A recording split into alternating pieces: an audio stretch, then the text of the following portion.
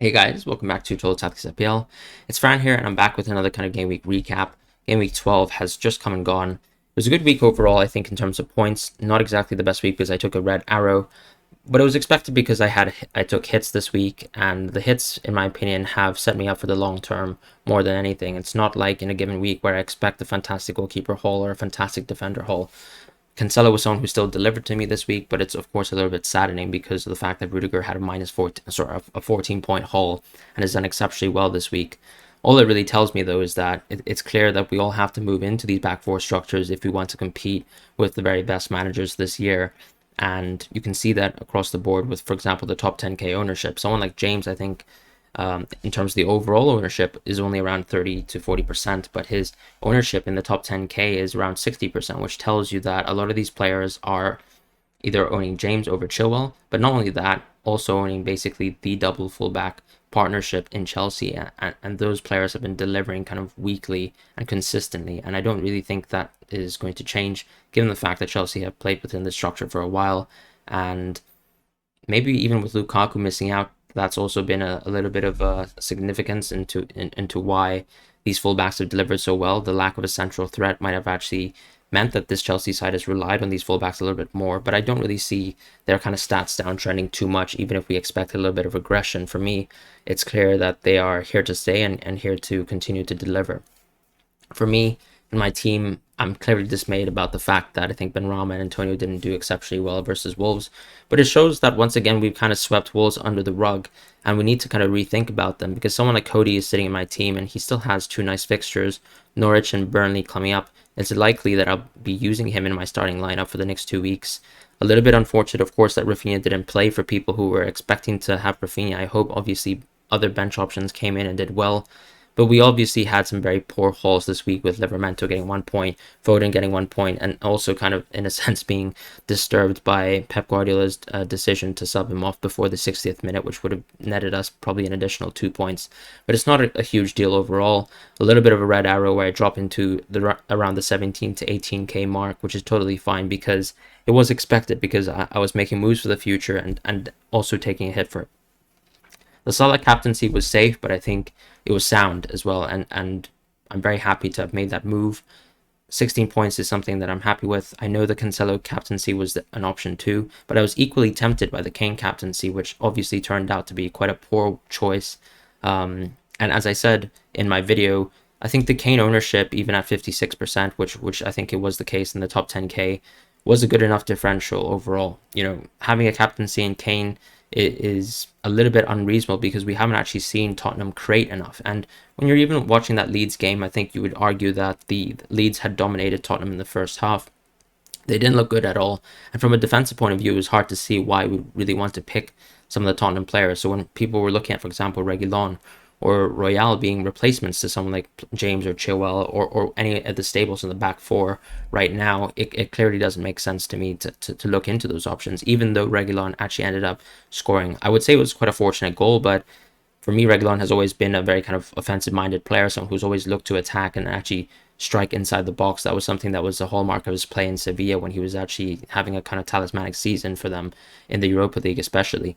Hey guys, I want to stop the video for 1 sec to quickly shout out OneFootball. It's a fantastic football app that you can use as an Android or iPhone user, and you can download the app in the link in the description below. But effectively, I use the app to make sure that I actually follow all my football news in one place. I can filter my specific preferences and needs and interests into one place, filtering maybe for my favorite team, my favorite league, and track all the kind of latest updates in terms of live matches. So for example, if I'm missing out a specific game in the Premier League, in FPL for example, I would use it to check out what the lineups are, what's going on in terms of stats, who's dominating possession, things like that, or who's scored or who's assisted, and other kind of key statistical figures. I also get a feel for, you know, who did particularly well in certain matches, and there was also kind of additional news on the platform to cover things like press conferences, injuries, and all those sorts of things and more. So please check it out in the link in the description below, or actually just click on the QR code to download the app. For me though, it's all about the clean sheets as well, because those kind of points add up over time, and we know as of right now that Chelsea and City and Liverpool are very capable of keeping clean sheets, even versus top sides. Yes, they might falter 1 week or another week, but overall I think that kind of consistency gives them that kind of value in terms of the additional £1 in price. And when I actually look at the PPM information, right, when I look at the defenders, it's clear to see why players like Chilwell and James and Tsimikas or Trent and Cancelo sit within this kind of 0.92 range, whereas when I look at the midfielders, it's only Gallagher who actually outranks them in terms of, or outranks any of these defenders in terms of value for money and some sort of efficiency. Cornet, of course, is just about there, and he'll be interesting because I'll be talking about him in just a sec when I talk about my transfer plans. But as I say, Gallagher is still a fantastic option so far. It's interesting because with the Rafinha news, it might mean that Gallagher is probably quite an easy exit from Rafinha. Rafinha, unfortunately, I'm not exactly sure what has happened to him. I think some sort of illness has hit him. But if we look into my team, I think I was pretty happy overall with the Salah captaincy. And there's nothing too major. I think the fact that Tony did finally manage a goal made it seem like I'd probably like to keep him for the next few weeks, because these kind of fixtures over the next few weeks, maybe with the exception to Tottenham, are quite nice for Tony holders, right? So Everton, Leeds, and Watford, I would argue that definitely that these teams are quite weak defensively. We know Leeds struggle versus a central threat. Watford have looked up and down. I think in several games we saw them blow apart teams like Everton and United, but they're definitely not a team that I think you'd expect to keep a clean sheet. So from an ownership of Tony point of view, seems definitely fine to own over. And Everton, I think, yes, Tottenham didn't really challenge Everton too much. But when we actually look at, let's say, the City game, I really think that Everton aren't offering much from a kind of offensive point of view to many teams. So it probably is a good kind of opportunity for Brentford to actually overwhelm a side like Everton, if possible, especially since they're playing at home and we know Brentford play slightly better at home.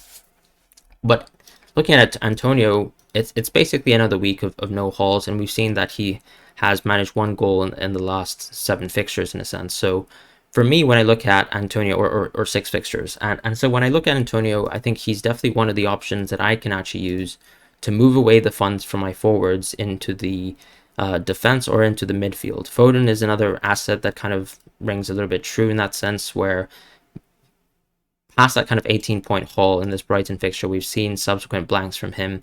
He really was missing out on 2 points today as well.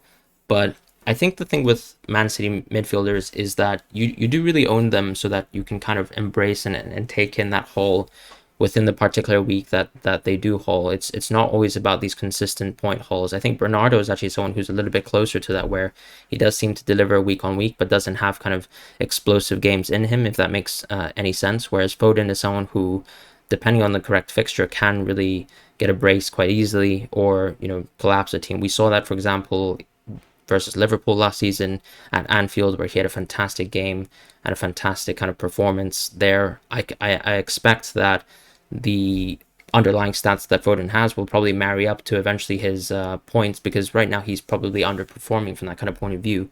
And you'd love to have Foden own him over this point in time and on these kind of fixtures heading into basically 21.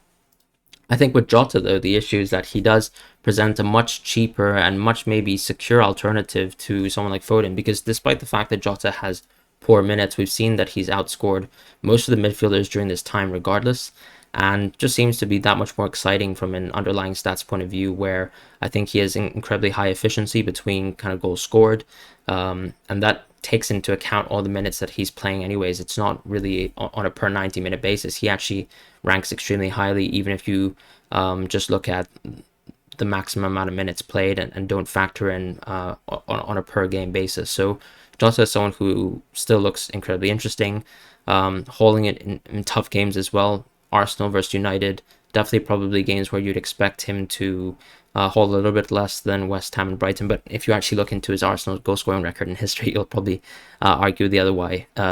But at this point in time, it's clear that probably Rafinha might be, even though he's so efficient, so good, might be someone to move in the near future because of the fact that he has these Chelsea, City, and Liverpool fixtures. And I'd like to move away from him, probably into Gallagher. Foden could really go for Jota as well. But I still need that kind of additional money to move out of Cody and go into James if I really want to achieve that kind of back four that I would really like. So it really depends on whether I move from Tony or Antonio. If, let's say, Tony gets another blank versus Everton, then it might be a wise type of move to move away from Tony, because I guess I can't really expect too much from Leeds and Watford, although it seems like holding him until the 17th is the most logical solution. James, of course, will have some tough games ahead. If we actually look at Chelsea, I think you would say that West Ham is quite a tough game, especially since West Ham play at home. And then United um, are still probably going to be a tough match because they will maybe benefit from some sort of new manager boost, or at least from having Ole out, because it seemed like he was, in a sense, a curse in the dressing room and someone who maybe half of the dressing room were a little bit fed up with. We'll see what happens though, because you still own Chelsea defender assets to pretty much hold for the rest of the season. I can't really see any reason why you'd move away from the back four, and that's kind of the beauty of the back four this season for anyone who's already gone for Chilwell and James, Cancelo and Trent, because you don't really have to do anything about it. All your transfers can be fixated on the midfield, which is where most of the differential points will come, because most midfielders perform within certain sets of fixtures or certain periods of form. We saw that, for example, with Ben Rama, whereas with the fullbacks, I'd say, they're a little bit more insulated by the fact that they can get clean sheets week on week, which isn't really dependent on their individual performance. So that's a nice thing going forward for the fullbacks who become so efficient from the offensive point of view as well. Overall, though, I think Kane might be also a problem child as well.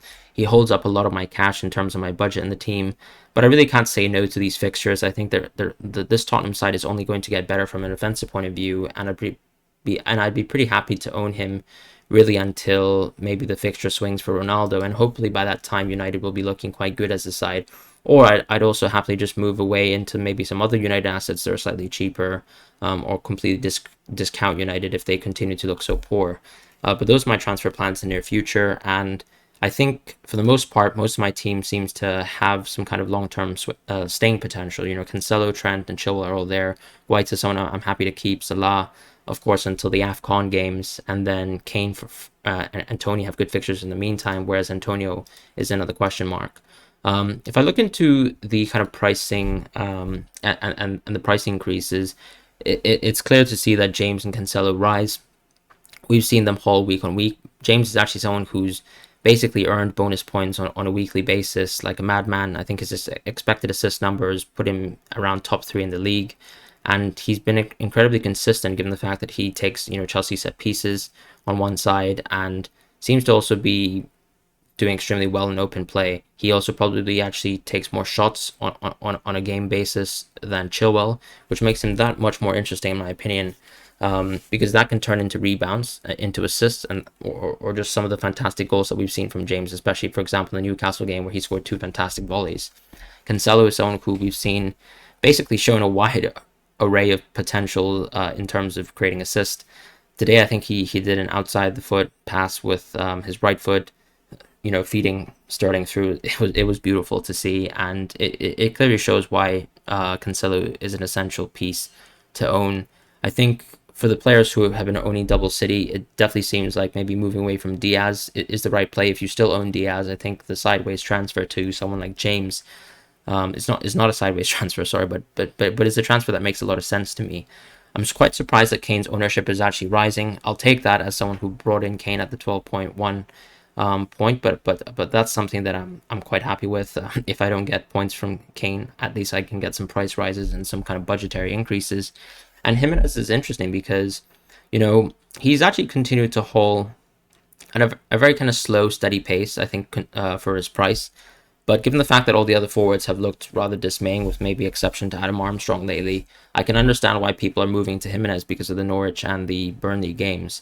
Still, though, after that, I think the Wolves fixtures get rather tough, and locking in that kind of money in your team, unless you already had Jimenez in the first place, does seem a little bit eccentric to me, but we'll see what happens there. Smith Rowe is probably also going to have a justified rise because I think people are pretty happy now to see attacking players play versus United. And with Reguilon, as I argued, I think Reguilon actually makes a lot of sense for me as a 5th defender. So if you maybe actually wanted to drop Livramento and you already own the kind of 4 essential kind of kings that we know in terms of the defense, I actually think Reguilon can be a very good 5th piece because this season definitely shows that there's much more efficiency coming from the defenders. You don't even need to, you can even consider them really as captaincy options in good fixtures, right? For example, Trent this week had a fantastic haul, but you wouldn't expect that versus Arsenal. But someone like Cancelo, who actually was quite a highly touted captaincy option, did extremely well as expected and got the clean sheet as expected. So Cancelo, Trent and players like that are interesting. Trent is of course a little bit difficult because every week you're kind of dealing with the the issue of Salah. And for example, hopefully a good Trent game means a good Salah game, which also means that Salah can explode, right? And if you look at that Arsenal game and actually look back at the highlights, you'll probably note that Salah could have got maybe a 2-goal, 2-assist game if all things went into plan. Jota is going to rise in the near future, which I think is extremely justified. He's played fantastically. And even if Firmino comes back, or you have maybe like rotation related things, or even if maybe Jota has a little bit of a knee injury, I still think he makes a lot of sense to own. I think his numbers are too great, really. And for the players who are looking at Mane, actually, at his quite absurd price, I mean, Jota just makes too much sense for me, I think, to make Mane like a considerable option. Diaz is actually dropping, which makes sense. A lot of people are clearly moving into James from Diaz. And all these other kind of defender drops clearly show that people are, I guess, not so interested in owning these defenders who are less than 3.9, or more than 3.9 rather, and basically not within the range of James and Chilwell. So I think we're slowly moving into a picture where everyone is going to go for a back four or even a back five, and it really is down to the midfields where you actually create the difference, I think, on a weekly basis. Not only that, but maybe at captaincies as well, if you actually make some wise moves, such as the Cancelo captaincy this week. But you can also see that you can be stung quite a bit if you decide to go with someone like Kane this week. Overall, though, I think this week went as expected. Nothing too crazy. Pretty happy to actually have finally moved away from Benrahma, who has, in a sense, stunk up my team for a while. But I'm pretty happy to own a very exciting and very differential options such as Cornet. So we'll see what happens in the future. I hope you guys have a wonderful week ahead. As always, if you're looking at early transfers, make sure that you're focusing on teams that don't have kind of games ahead, and that you're also looking towards the fixtures in the near future. I think Gallagher still makes a lot of sense. He's someone that clearly is not on my team as well, alongside James, who probably will hurt me on a week-to-week basis, but we'll see what happens, and I will try to find and formulate a plan towards them. It's probably going to be in the next two fixtures where I get to make a move, an educated decision over, let's say, someone like Antonio or Tony, and move that kind of money back into Cody after the Norwich and Burnley games. So we'll see what happens there, and we'll see exactly what happens in terms of the development of the Rafinha injury or illness, whatever that situation is. But I hope you guys have a wonderful week, and I'll see you guys very soon.